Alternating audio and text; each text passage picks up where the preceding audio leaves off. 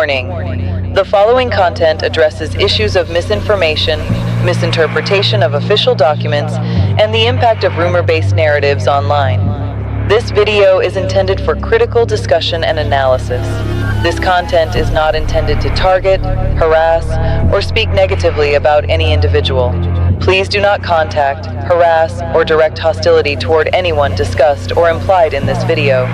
I do not condone harassment of any kind and encourage respectful, thoughtful engagement. The intent of this video is to promote transparency and protect my community by encouraging critical thinking and responsible consumption of information. I welcome viewers to share their perspective and thoughts in a respectful and constructive way. All thoughts, feelings, and discussions are encouraged to take place in the comment section of this video. Please show respect when sharing. Thank you. Just coast, just coast. Just coast, just coast, just coast, just coast. Just coast. Welcome to the show. Welcome back. I'm very happy that you're here. Today's topic is going to be quite different than what I normally talk about. Today we might be mentioning some things that we normally talk about, but the way we're going to talk about it's going to be slightly different. Today we're diving into something that's been bothering me in the online spaces we all frequent, especially within the true crime community and similar genres. We're talking about the rise of what I'm calling rumor laundering, content that masquerades as research, but is actually built on recycled information, stripped of context, and twisted into narratives that just aren't supported by facts. Think about the creators you seemingly trust. Are they transparent about their sources? How do you feel after you leave one of their live streams? Are you irritated, agitated, riled up? Does it make you want to go online and create a positive ripple effect? All of those things are extremely important to me. So, what is the harm in all of this? Why should we care if some creators are spreading misinformation? Well, the consequences can be significant. First, it can harm the victims and their families. Spreading false information can re-traumatize them, perpetuate harmful stereotypes, and even jeopardize ongoing investigations. Second, it can erode trust in legitimate sources of information. When people are constantly bombarded with misinformation, they become more cynical and less likely to believe anything, even when it's coming from credible sources. Third, it can polarize online communities. These rumor-based narratives often create deep divisions, with people on opposing sides becoming increasingly entrenched in their beliefs. This can lead to toxic online environments where civil discourse is impossible. Fourth, and perhaps most insidiously, it can distract from the real issues. When we're focused on chasing down unsubstantiated rumors, we're not addressing the systemic problems that contribute to crime and injustice. So, how do we combat this? How do we protect ourselves and our communities from the dangers of rumor laundering? Well, first, be critical of everything you read and hear online. Don't just accept information at face value. Ask yourself, where did this information come from? Is there any evidence to support the claims being made? Don't just rely on one creator or website. Get your information from a variety of sources. I never go with the first person, and I certainly don't jump on a bandwagon, and I certainly don't just follow who everyone else is following. I can tell you that much. Support creators who are committed to accurate reporting. Share their content. Engage in respectful discussions in the comment section and let them know that you appreciate their hard work. Be willing to change your mind. This is a complex issue, and there are no easy answers. But by being more critical consumers of information and supporting creators who are committed to accuracy, we can help to create a more informed and less toxic online environment. The goal of this discussion is clarity and accountability, not personal attacks. This isn't to start drama and not to tell anyone who they should or shouldn't watch and not to compete for subscribers. This is about how information is being handled in this space. A lot of us cover the Gypsy Rose case because it's complex and it's emotional. There's a huge audience that genuinely wants to understand what actually happened, not just emotionally, but factually. And that's where I think a line is being crossed in this community. There's creators out there who spend real time doing original research and then presenting that information clearly, even when it doesn't fit a neat or dramatic storyline. But there's also content circulating that looks like research, sounds like research, and is framed as research, when in reality, it's recycled material from other creators, stripped of context and reshaped into a narrative that isn't supported by the actual records. When someone reads other people's work on camera and presents it as their own investigation, then adds speculation on top and states it as fact, the audience isn't being informed. They're being misled. And the problem isn't just the creator. The problem is what happens after. Viewers take those claims, repeat them across platforms, argue with others, and build entire belief systems around things that were never proven in the first place. And at that point, it stops being entertainment and becomes collective misinformation. I want to be very clear about my own position. I do my own research. I obtain my own records. I read the original documents myself. I also deep dive into those documents in detail before I even decide to interpret them for my audience. And I do not present theories as fact. I may comment a little bit on the side or after I'm done reading the document or interpreting the document or relaying the document to my audience. But I do not nitpick the document that I can't even understand and put in a harsh opinion about it and then force it down your throat because I want you to think that. If something is speculation, I label it as speculation. If something is my opinion, I say it's my opinion. If something is in a document, I show you the document. That's the difference between truth seeking and narrative building. And when a channel brands itself around truth, while actively spreading unverified claims, distorted timelines, and secondhand information, that's not a truth train. That's a rumor train with good branding. My goal isn't to tell anyone what to watch.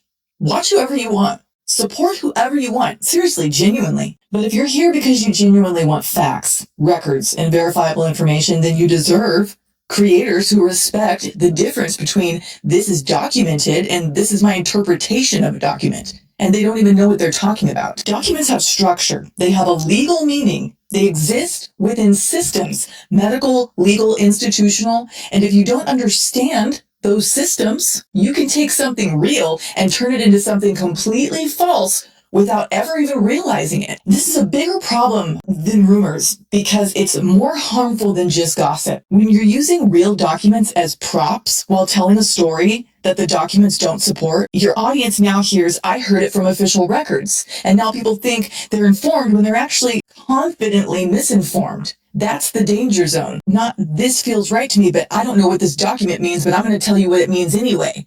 Who wants to rely on a content creator like that? I don't. I'm not calling anybody out. I'm drawing a line between research and rumor. I'm going to give you some examples of exactly what I'm talking about. I'm going to kind of do like a forensic linguistics analyzation on some of this person's content so that you can see, and we're going to break down just some small things about this content creator's vernacular. I'm not here to put a spotlight on someone and point fingers. That's not what I'm doing. My problem is that before I'm a content creator, I'm part of this community. I've been part of this community way before I've been a content creator. You will see me up in people's lives. Why? Because I am a member of this community, and I don't want to be a member of a community with a bunch of cult followers, because this particular content creator has such a cult following that I see them, and this is part of why I made this video, because I'm tired of seeing them up in any other content creator's comment section defending her,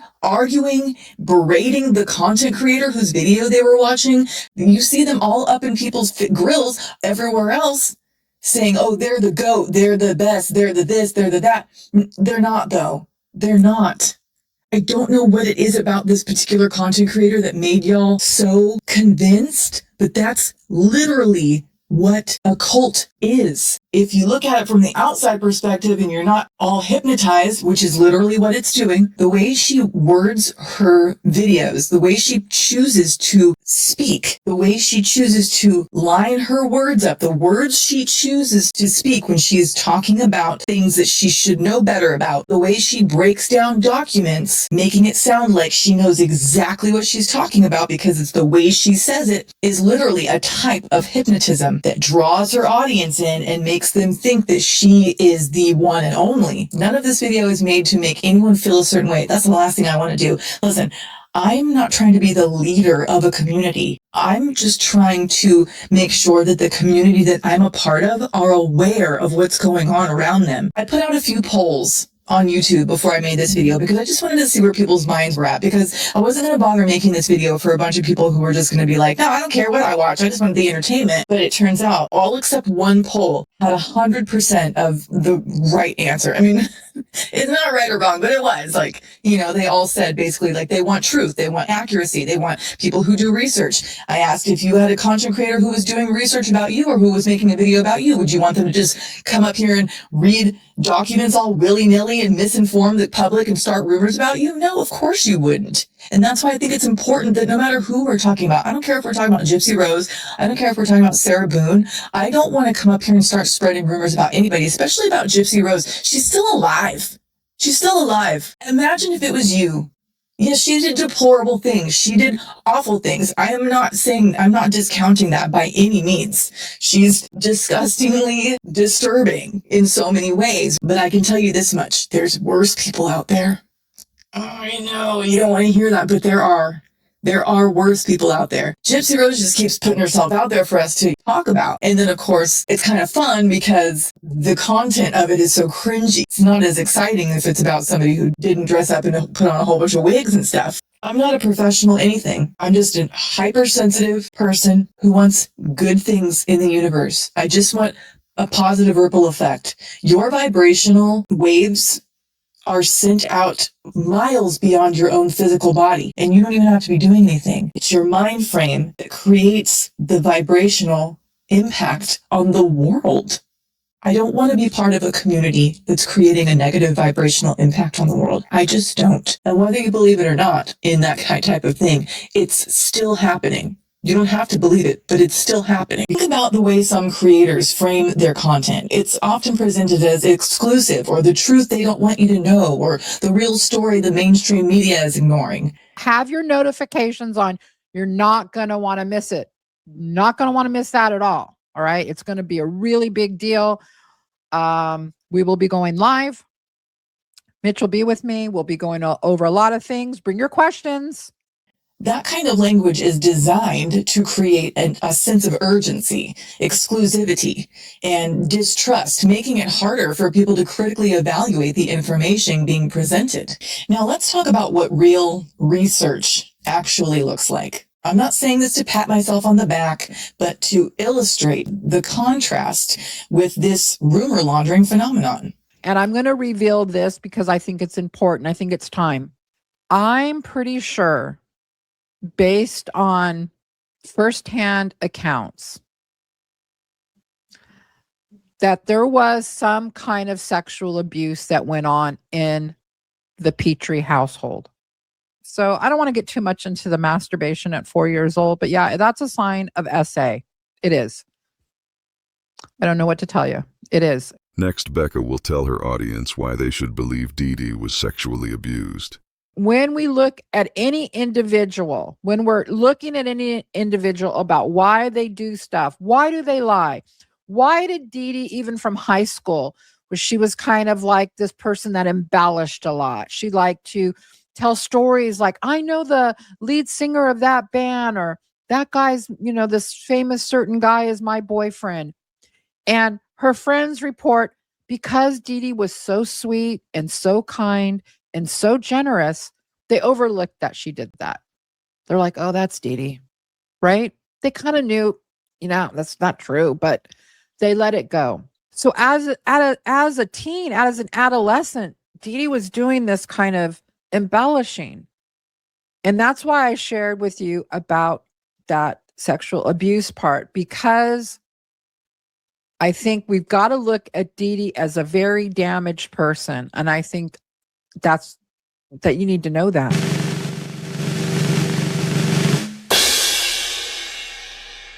Wait, what? I need to explain some things about the sexual abuse allegations that I spoke about. Notice here how she can't admit that she made those allegations. With a very long pause that she spoke about. She made those allegations, but she can't bring herself to admit it. In regards to the Petrie household, I am going to thoroughly clear that up. Okay. I would never say something like that if it wasn't like a source in the household. So I would never, ever, ever bring up something like that if I didn't have a sound source. Okay. And I'm going to share with you part of the email that I got. And so you can make, and so at this point, I'm going to show you this and you can decide for yourself. Okay. This person sent this to me knowing who I was, knowing I have a YouTube channel several months ago. Okay. And I've thought about it and I've thought about it and I've thought about it. And who I am trying to help represent is Dee Dee Blanchard, right? That's what the Truth Train is really about. And so all of this information is pertinent to Dee Dee. To understand Dee Dee like this can become the secret, right? The secret that no one talks about. And so now I'm going to share with you the part of this email that I thought I can share without revealing the source and keeping the source private. This person writes, "It's no problem. We were in a back and forth. I don't mean to go overboard. My family seems to forget the real thing that went on in that house. I lived it. They seem to want some kind of recognition, but the fact is, if they open Pandora's box, they will reveal the devilish truth. They can't deny it forever. I'm not angry. I hold no resentment." So make of that what you will. But I think it's important to note that according to this person who lived it, who was in that household, this is Dee Dee's background. Okay. You heard it there first, folks. That was a secret that only she knows who the source is. Not going to tell you who. And that this snippet of an email with no context whatsoever supposedly verifies her justification of blatantly, with her whole chest, alleging that there was sexual abuse that definitely happened in the Petrie household. She has said it more than one time. Now, let's go over it one more time. First of all, she starts out by really prefacing this one sentence that she's about to read with multiple repetition of words. And we are going to break that down forensically in just a moment. Okay. This person sent this to me knowing who I was. This person never reveals the source. This person knowing who she was, because she's special. She's the leader. She's special. She's the only one with the secrets. She's special.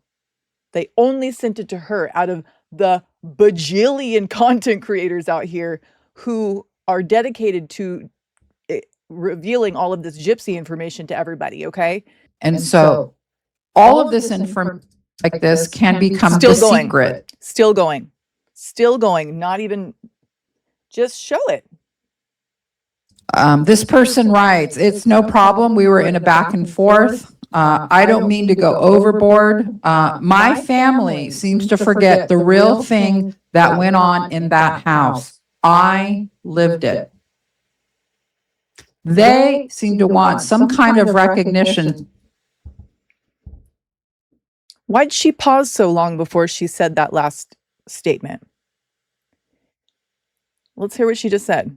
Remember, this is supposedly a snippet of an email of a source directly from the Petrie household admitting or secretly behind the scenes emailing Becca scoops, telling her about sexual abuse that was happening in the home. Let's hear that again. Just that last part. They seem to want some kind of recognition. Why would someone want recognition for sexual abuse? I don't care if you are the perpetrator or the victim. Who wants recognition for sexual abuse? But that's what she's claiming this email from the secret source is about.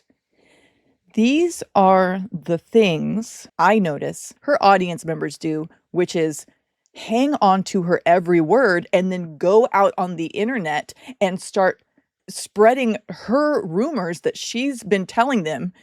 Also, while saying, Becca's the goat, she's this and that. No, you can't make her like, oh, you can't, oh, you're trying to make her look bad, you look stupid. No. They just actually had the balls to say something. No source, no context.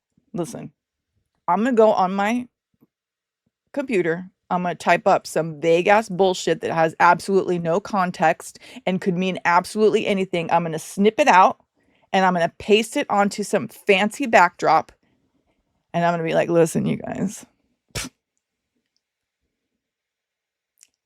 this person from this case that is so popular that everyone wants all the details and all of the information from, they know that I cover this story, so they emailed me. This was like last year, though.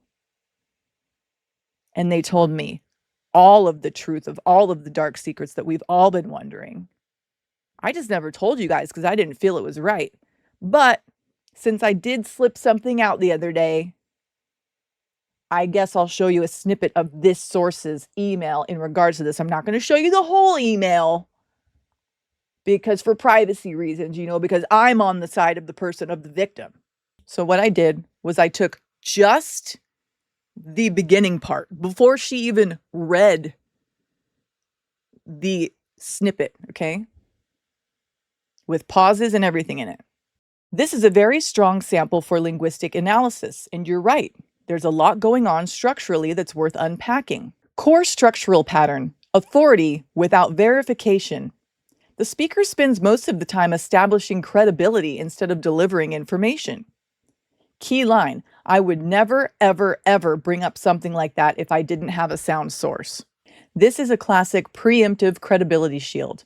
Linguistically, it does three things: asserts moral character, signals seriousness, and asks for trust before evidence appears. This is called ethos-first framing. The audience is being asked to accept the reliability of the speaker before hearing anything. Number 2, repetition as persuasion reinforcement.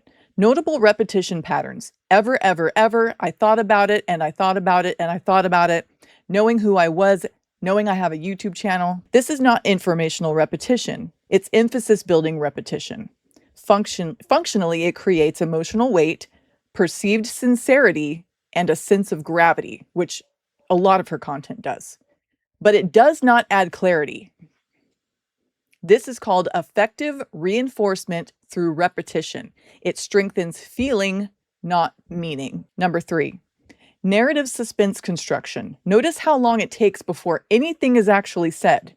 The structure is, I would never say this lightly. I have a source. I thought deeply about this. I'm protecting the source. This is important. This is secret. This matters. But no content appears yet. This is called deferred disclosure framing. It creates tension and seriousness before delivering information. That is like her main tactic right there. Source elevation language. Key phrases. Sound source. This person sent this to me several months ago, keeping the source private. These statements function to create perceived legitimacy, perceived investigation, and perceived exclusivity. But linguistically, they are source assertions, not source verification. There is no name, role, proximity, or corroboration. So the language creates authority without evidence. Number 5, identity alignment framing. Important section. Who I am trying to help represent is Dee Dee Blanchard. This is a powerful rhetorical move. This establishes moral positioning, purpose framing, and emotional alliance. This is called protective alignment language. It signals, I'm doing this for a good reason, which lowers audience skepticism. Number 6, moral mission framing. That's what the truth train is really about. This is identity building language. It creates group belonging, mission tone, and moral positioning. This is not informational. It is community binding rhetoric, which is also how you create cult followers. Number 7, secret knowledge signaling. This line is extremely important linguistically. This can become the secret. The secret that no one talks about. How dare she? That is literally cult leader rhetoric. This is a classic insider knowledge cue. This type of phrasing creates exclusivity, curiosity, emotional investment, and perceived importance. She's the only one with the secret. No one else has it, just me. I'm the only one with the secret. The secret no one has. A secret that no one talks about is what a child predator says to the child when they're going to sexually abuse them. Am I wrong? Am I wrong? I'm going to tell you a secret, but you can't tell anyone about it, okay? Just saying. I'm trying to make my community aware of who they are watching and what type of content they are absorbing into their mind. And I want to keep my community away from people like this. This is toxic. This is cult-like. This is dangerous. I don't like it. In my personal opinion, allegedly, in my own personal opinion, in my words and thoughts, that's it. This is a classic insider knowledge cue. This type of phrasing creates exclusivity, curiosity, emotional investment, and perceived importance. It signals you are being let in on something hidden. This is a very strong engagement mechanism. Number 8, cognitive offloading move. Key line, I'm going to show you this and you can decide for yourself. No, we can't. What are we going to decide? We're going to decide what? Who we think that message was from? What are we deciding? We're going to decide what we actually think that message means since we know this is all just a bunch of bullshit. This is a subtle but powerful rhetorical technique. It transfers responsibility to the audience. Now, I've given you something that shows why you're going to believe that I was able to make that extremely horrifying claim about somebody. But now that I've told you, I've shown you the vague snippet of information that's going to get me off of all these claims that I've made. Now you guys take and do with that what you will. There's no source. She's not given a source. She's not given a context. She's not proving. She doesn't actually prove anything. I can tell you my grandma knits alligator shoes for a living. Doesn't make it true. I can be like, and it's a secret no one knows about. Who does that? Just go talk about something that you know what you're talking about. Admit you were wrong, fully admit it. She can't even admit she was wrong. The allegations about the sexual abuse that I spoke about, she didn't speak about it. She's not like she spoke about it because someone else said it. She made those allegations, but she can't even admit it. She's also a control freak, but that's my personal opinion. And if you watch her content long enough, you will also notice that. But that's for another story. Maybe it's not. Maybe it's for this one. I don't know. She's a control freak. Functionally, it means the speaker introduces the claim, but avoids full ownership of interpretation. This is called interpretive distancing language. Low informational density. If we remove all scaffolding, the actual content is very small. Core facts communicated. Someone emailed her. She has had it for months. She believes it is relevant. She will show part of it. She will protect the source. Everything else is serious framing, moral framing, credibility signaling, and suspense building. This is a high ratio of framing language versus factual content, and that sums her channel up right there to a T. Forensic analysis. Number 1, notice what's missing. No names, no dates, no locations, no events, no descriptions, no actions, no details, no context, period. Everything is abstract. Most important observation from a linguistic standpoint, this is not a description of events. It's a description of feelings, perception, and conflict, but not facts. There is no who, what, when, where, why, or how, which are the core components of informational speech. And that is exactly what I noticed when I heard it. Bottom line, purely linguistic. This snippet is structured to sound serious, personal, urgent, and secretive, but it provides almost no concrete information. It's emotionally evocative. It's not evidentiary, and that doesn't mean it's true or false. It just means the language creates the feeling of revelation without delivering any verifiable content. The next thing I want to do is show you how she misinterpreted a document, okay? I haven't really seen anyone else break this down.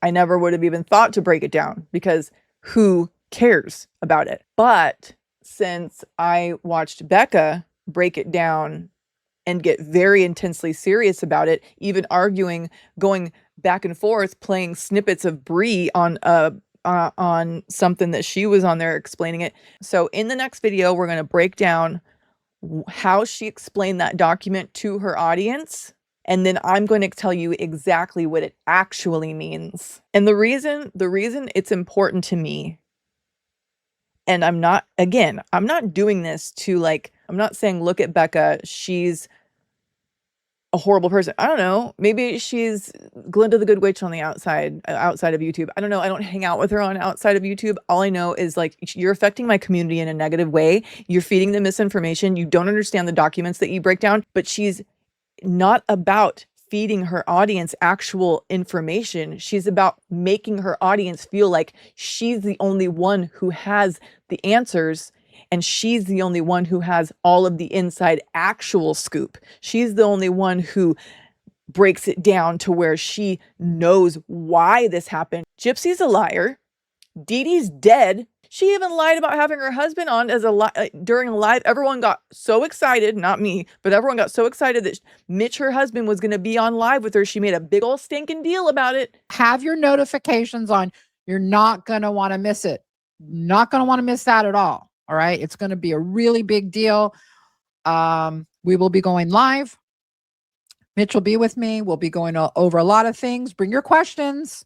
Don't forget to set your alarms and bring your notepads and everything. Mitch and I are going to go live. It's going to be very exciting. You think Mitch was actually live with her?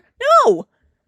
She pre-recorded some bullshit with Mitch. And then when she replayed it during her live, it was such a disaster.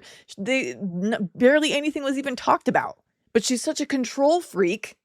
She wasn't going to let Mitch go live with her. Hell no. But you know what? I'd rather watch Mitch do her show all day long over her. At least Mitch actually comes correct with the actual research and doesn't try to just over exaggerate and make everything seem like such a serious secret that you need to know right now. And I'm the only one who hasn't. So if you're not part of the truth train, and if you're not on board, you're not going to know. You're not going to know the secrets, and you're not going to know the truth. You're not knowing the truth. You're just becoming a cult member who then goes and spreads negativity to other communities. And I don't want you in my community. I don't want you corrupting my community. I don't. Bye. Bye. You're a train wreck. You're not the train truth. Sorry. People aren't going to like this video. Shit. When I analyze content or talk about patterns in this space, I'm not trying to expose people. I'm trying to expose systems, how misinformation spread, how cult-like dynamics form, how audiences get pulled into defending stories that don't hold up under scrutiny. That's not about attacking anyone. That's about protecting the community that I'm a part of. Because I don't think people deserve to be misled. I don't think people deserve to be manipulated. And I don't think entertainment should come at the cost of truth. My goal isn't to control what you watch. My goal is to give you enough information that you don't have to trust me or anyone else blindly. If you agree with me, that's fine. If you don't agree with me, that's fine too. What matters to me is that your opinions are based on facts you've seen, sources you understand, and narratives you've questioned. I am all for anyone who watches my video to question me down in the comment section. I try to read all of my comments. At least I do for the first day or two. Sometimes it actually takes me a day or two just to get to the comments to read them, but I try to always read at least the first 50 to 100 comments.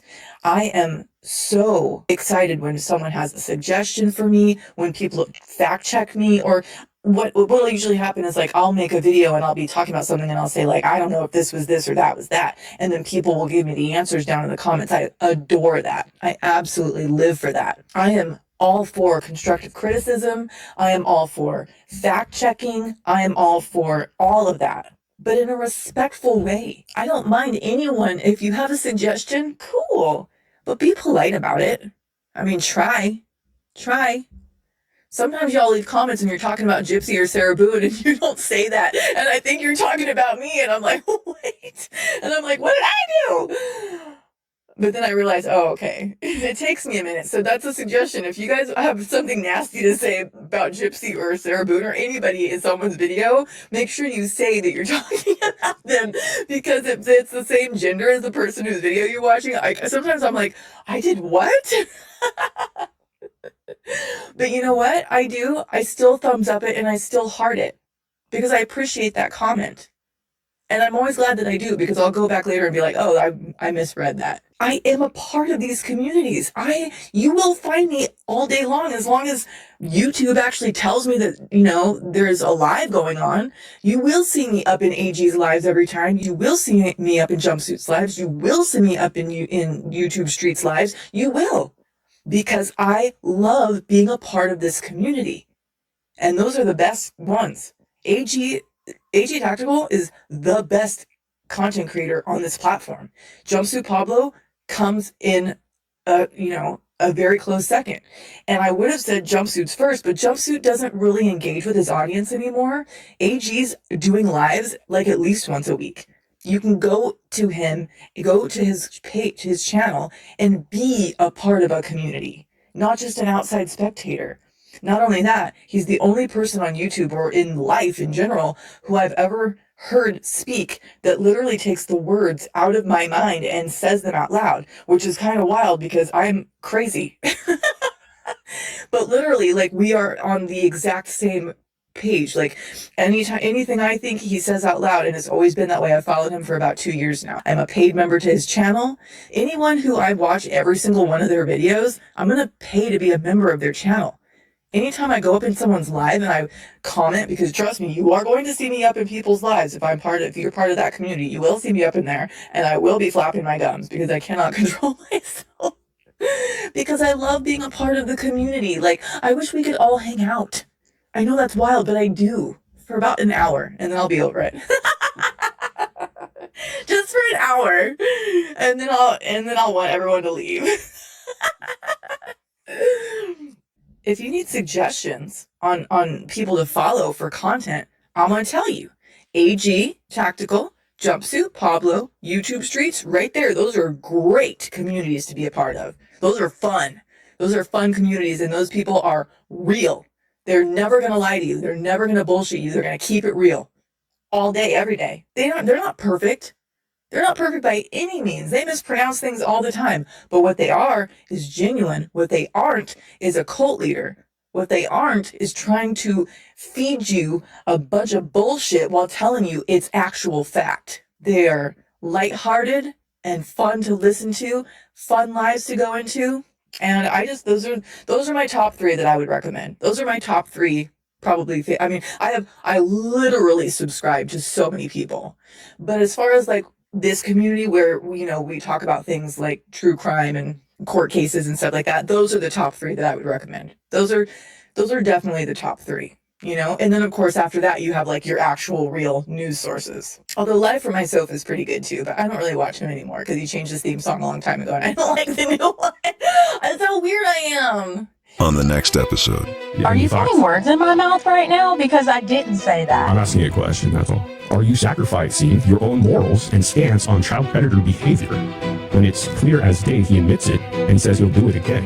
You're going to sacrifice your own morals and values on child predator behavior, which you're calling out on Gypsy Rose herself, because you want him to spread the information. As long as he's doing that, I'm okay. So I'll go ahead and sacrifice my morals. How does your mom feel about you being a drunk? Oh, hi, Mommy. Hi, Mommy. I want to your son in the Just Coast. Will he come to the show?